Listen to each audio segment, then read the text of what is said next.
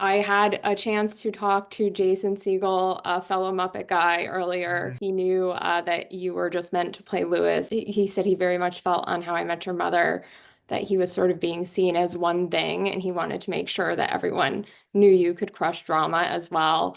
So, Right.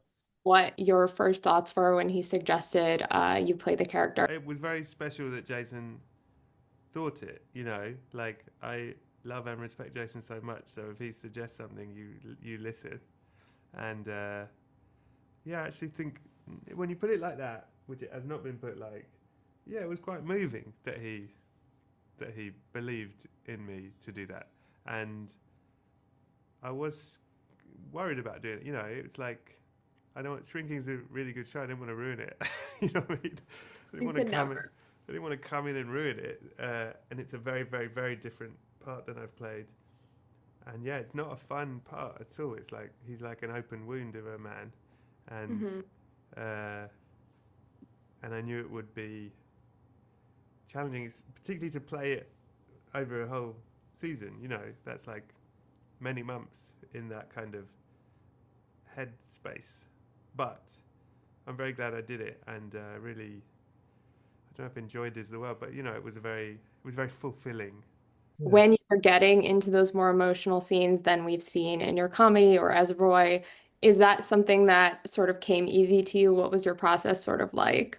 I always get slightly embarrassed when actors talk about process because I'm always like, shut up. But No, I uh, knew. but I'll tell you, I like truthfully, there was a like I knew because I'm writing on the show and I'm producing on the show and I'm there for all sides of it. I knew I didn't have the kind of luxury of days. I couldn't be method. I couldn't be like, if I'm filming on Wednesday, I need to take Tuesday to sit in it and feel it. You know what I mean? I knew I didn't have that. I knew I had an hour before we're shooting to get into it. And I sort of worked out look, there's the writing of it, which I think is the research. You've already written this character and lived it in your head before you get there.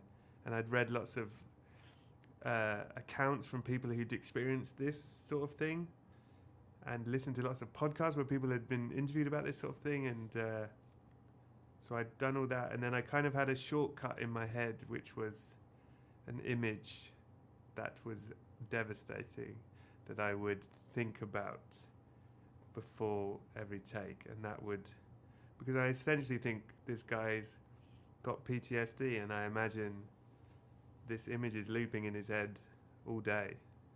And so that's kind of what I would do before a scene, and it would get me into it.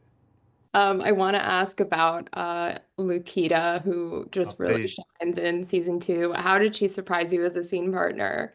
When Jason suggested I do this, I talked to Lukita because I knew that actually the majority of my scenes are with Lukita, and I didn't want her to be uncomfortable or like I'm one of the co-creators of the show going like, hey, I'm going to come do all the scenes with you now because I want to like hang out. Is that cool? I didn't want her to be. Uh, so I spoke to her and I was like, how do you feel about this? And she was like, I would love it. And we just sort of had from day one. It was like we're going to be doing these really difficult scenes together. I got your back. You got my back. I'm just so sorry. I wish I could change it. I wish I could go back and I do it. forgive you. What?